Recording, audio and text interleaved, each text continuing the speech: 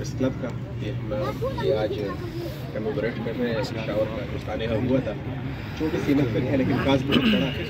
تو یہ ہم اپنا حصہ اس میں ڈال رہے ہیں اور بہت سی تمانیت ضروری ہے کہ ہم اپنے شہداء کے لیے تھوڑی دیر کھڑے ہو گئے. تو اس کے لیے میں مشہور انجل ایسوسیشن کا ایک بات کہنا چاہوں گا کہ دہشت گردی ایک بائی پروڈکٹ ہے.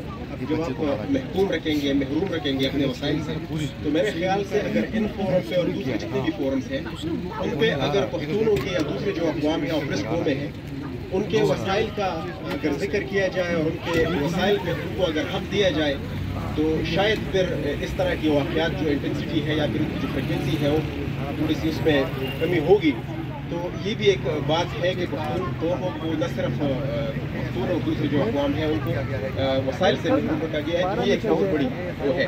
اور دہشت گردی یہ جو ایک لعنت ہے اس کا جتنے بھی وجوہات ہیں سب نے ذکر کیا, ہمارے مشاہد نے ذکر کیا, ہمارے دوستوں نے ذکر کیا, ان پہ ضرور نظر ثانی کرنی چاہیے.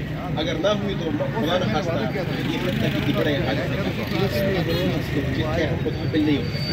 اسی لیے میں شکریہ ادا کروں گا. بہت ہی افسوسناک واقعہ, بہت ہی تکلیف دہ حادثہ.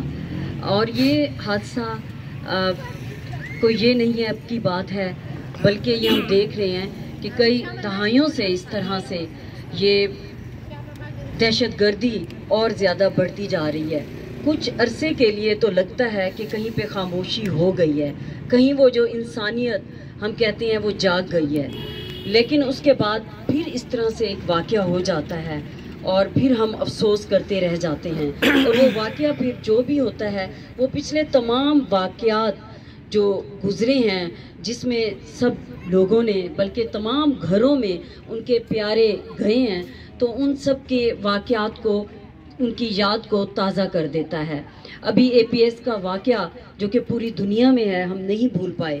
اگر ہم دیکھیں تو کے پی کے کی دھرتی ایک ایسی دھرتی ہے جہاں پر خوشحال خان خٹک جیسا ایسا شاعر جو کہ جوش اور جذبے کی بات کرتا ہے, تو وہاں پر رحمان بابا بھی ہے جو کہ صبر کی, تلقین کی, پیار سے, محبت سے, انکساری کی, عاجزی کی بات کرتا ہے. اور یہ آج جو یہاں پر پشتون جرنلسٹ ایسوسیشن نے رکھا ہے, میں یہ سمجھتی ہوں کہ یہ صرف خالی پشتون کی بات نہیں ہے کہ وہ ہی اس کا اہتمام کریں یا وہ بیٹھیں اور ہم امن سے ان سب کو یاد کریں, اور جو ہمارے ریاستی ادارے ہیں ان کو بتائیں کہ ان کی پالیسیاں کس حد تک غلط ہیں. بلکہ میں یہ سمجھتی ہوں کہ یہ انسانیت ایسوسیشن کی بات ہے, اور انسانیت وہ ہے جس میں ہم کسی مذہب کو